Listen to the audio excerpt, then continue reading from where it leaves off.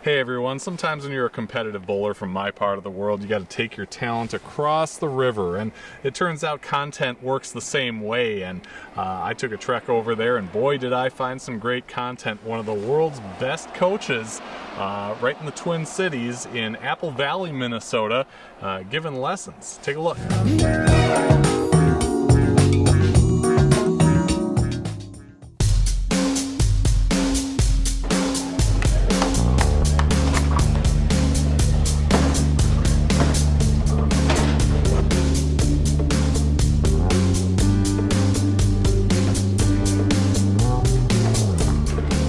Bowling with the Fef at Bogart's Entertainment Center, Apple Valley, Minnesota, with the one, the only Mark Baker, four-time PBA Tour champion, world-renowned coach. Mark, thank you so much for the time. Hey, I'm glad you can make it here. You made it through the blizzard of last night, and let's have some fun. The remnants, right? A California kid driving through the snow. We've had some bad, for us, the last 4 months have been cold and lots of rain, which I don't usually wear pants for 4 straight months. So it hasn't been too bad being here. Last night watching the snow was fairly impressive, but I am ready to go back to home. I believe it. Let's talk about the coaching. 4 days here at Bogart's. I'm sure you got to interact with a multitude of bowlers, all kinds of skill levels. You had a Facebook post where you talked about someone who wanted to get more than just the one strike, actually get 2, 3, 4 strikes in a row, and you helped that person succeed. You said this is why you love your job. True. Tell me about that. Expand on that a little bit. Well, you don't know who's going to walk through the door, is how I put it. It can be any skill set from a person who's bowled one time to people that I work with that actually guys and girls that make a living on the pro tours. So I just asked them usually, what are you trying to do today? What's your goal? Because I like to bowl well enough where one-baggers are not cause for celebration. That was the greatest answer in 14 years of giving lessons I ever heard. So then he finally, right away, he threw a couple doubles, and I wouldn't give him 5. And he started laughing, and I laughed, and then he threw a 4-bagger. He goes, now we can celebrate. So that's kind of what makes my job pretty cool. It's different every day. The skill sets are different. The personalities are different. So you never know what's going to happen, and I really do enjoy what I do.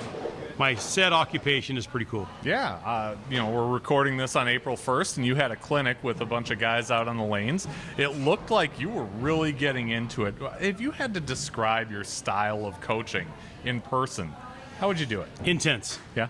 I get after it. I've taken a lot of lessons from a lot of different coaches in other sports, and I try to pick out the pieces that I think matter, and I'm a fairly intense human to start with, so that I'm going to be intense, but I try to get to the point. I try to have as much fun as humanly possible, because it is just bowling at the end of the day, and I'm just trying to get it where people that take lessons, I've given 30,000 lessons in my time.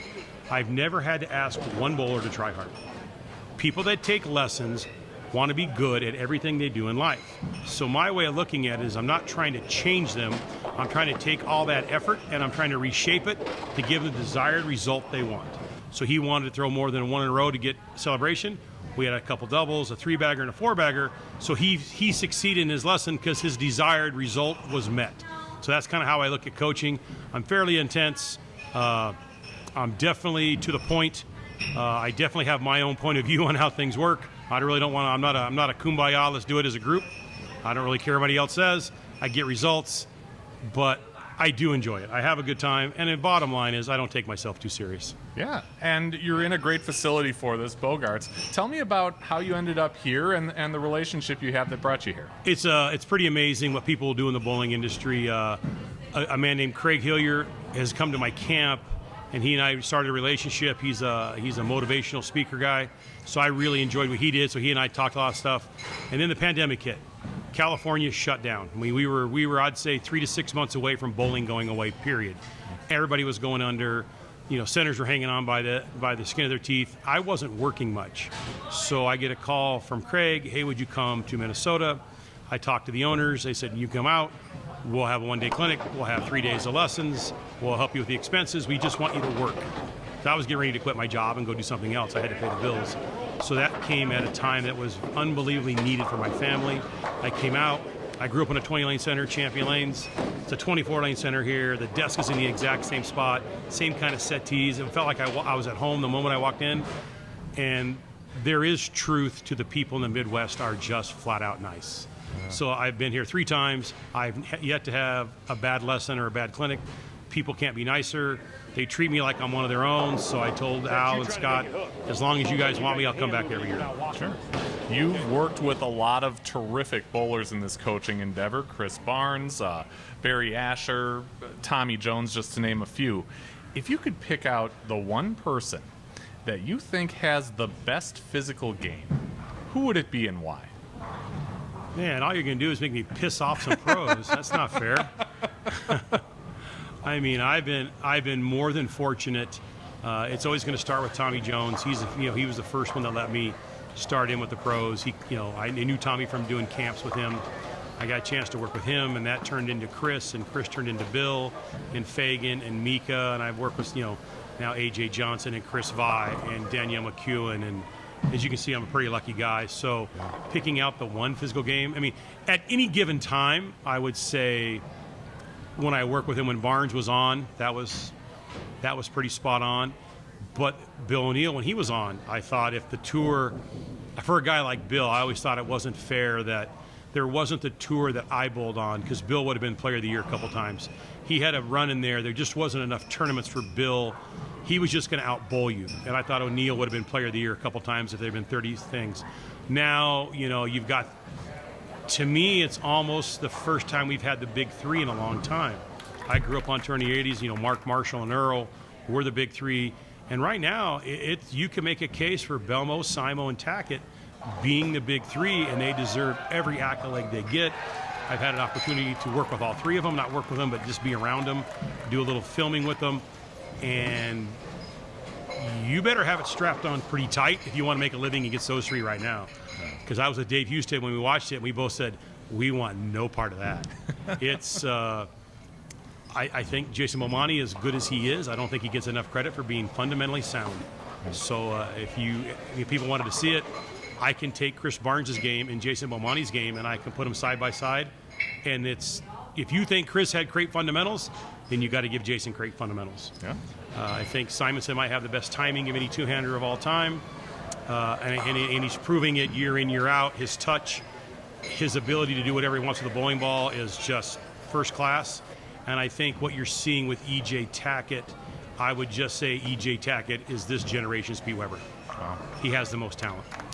This season is unique in the sense that... See how I didn't answer that question? I know. You pivoted. And that's okay. Okay. When you work with them at any given time, I will say this. I was pretty good at my time. I was never as good as these guys. The first half hour I ever work with a real pro, when AJ comes to town, I work with Danielle. When they come to town and I spend the first half hour, I'm just a fan. Yeah. I forget how good they really are. And you watch for the first half hour, I'm like, what am I doing here? I can't make this any better. And then we start getting into it, and they pick out the things they want to work on. But at each time when you work with them, you always think that person is the best in the world. So I've always, Tommy, for Tommy Jones fans out there, he was by far the easiest to work with. Wow. I could tell Tommy to look out of his left eye, breathe out of his right nostril, slide on his right foot. He would just give me the look. Are you sure about this, Bakes? Tommy, I'm telling you, sliding on the wrong foot's the new way to bowl. And in 20 minutes, he'd give me a 4-bagger. He may not look good, but Tommy could do it. Now, Chris, on the other hand, he would say, why can't I look out of both eyes and then breathe out of each other nostril, and I'll slide on both foot? Is that better? And then O'Neill would just shake his head and walk away. Yeah. That was kind of the trio there. Well, it takes all types, right? Yeah, it's been my pleasure to work with the pros. Yeah. They're really good. Unique season that these pros are dealing with this year, in the sense that those of us who are casual TV watchers get a chance in the majors to see a little more bowling action than we normally have. Tell me your thoughts on that. We've seen 3 tournaments now with these. I love the TV shows. Yeah? Oh, I love watching bowling on TV. I'm a bowling junkie. It's what I do for a living. I was fortunate to make a living at it, but I'm doing what I'm supposed to be doing now, coaching.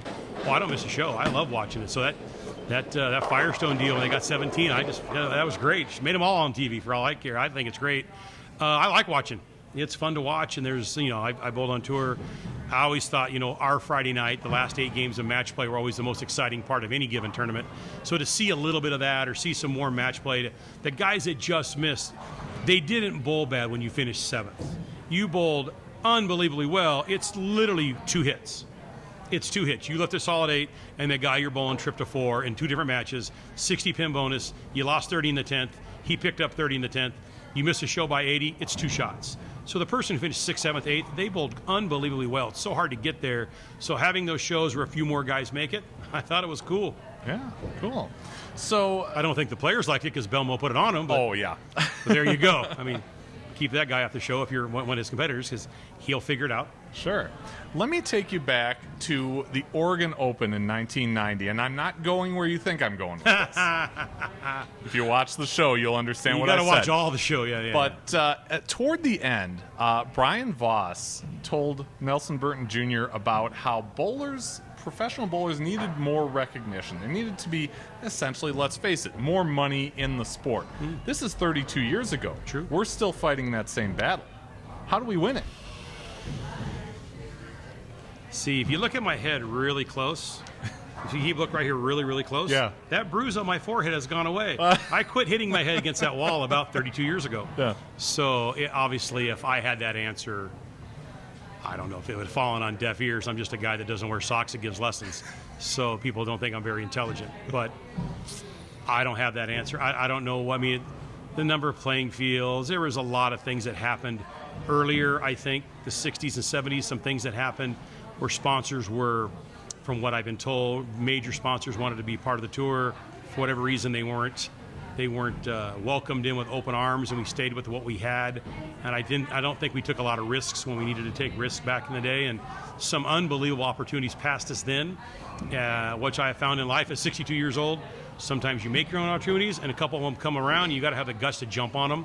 So I think we may have not jumped on them when we had, whether the people ran it or Eddie Elias obviously got it started, but we didn't have the most dynamic group running it.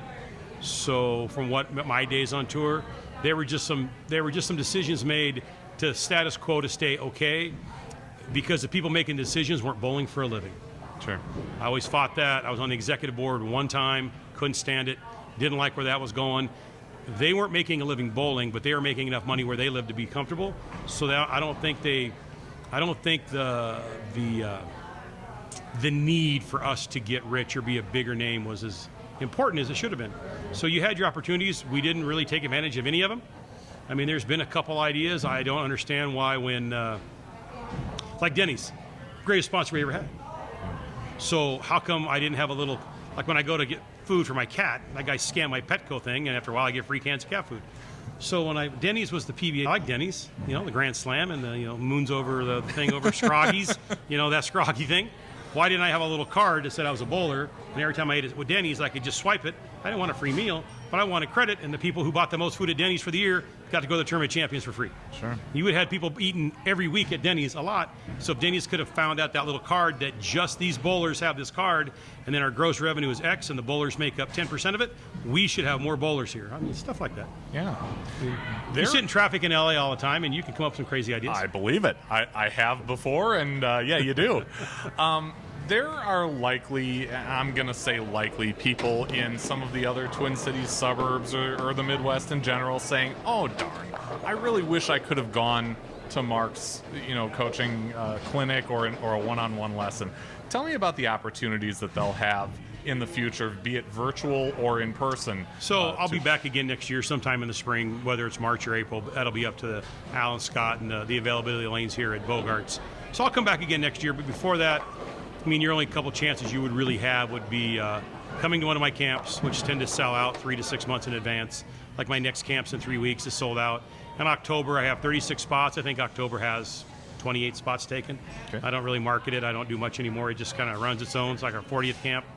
And then obviously the best bet, which has gone very well for me, is my virtual lessons. Okay. Like this week, I had people I had Australia. It's New York, New Jersey, Illinois, Michigan. And so those are the states that really bombard me. A lot of Texas, a lot of Florida. So those states, a lot of Europe. Like I said, Australia, I'm pretty popular. New Zealand, I had a good run with Iceland. So people all over the world take virtual lessons. Yeah. So I've been doing, a lot of those. It's been a lot of fun. I think it's helped me become a better coach because you have to get your point across in a 10, 12-minute period. And the videos they send in, and the thing I like about virtual lessons, that bowlers' self-analysis is very good. Bowlers are excellent at what they do wrong. Yeah. They're not very good at what they do right, but bowlers really do help me a lot. So the virtual lesson would be the way to go. If you go to my website, markbakerbowling.com, you just click on virtual lessons, and there's some prompts, and it tells you how to hold your phone, where to hold your phone, where to film from, how to download them, all that. So it's pretty self-explanatory. Yeah. But that'd be your best way, I guess, unless you want to come to California. A big thank you to Bogart's Entertainment Center in Apple Valley for the hospitality, and to Coach Mark Baker for taking the time to talk with me. Remember, if you enjoyed what you saw, please subscribe to the channel, like this video, and hit that notification bell after you subscribe. You'll find out when we go live and put up new videos on the channel right when it happens. See ya.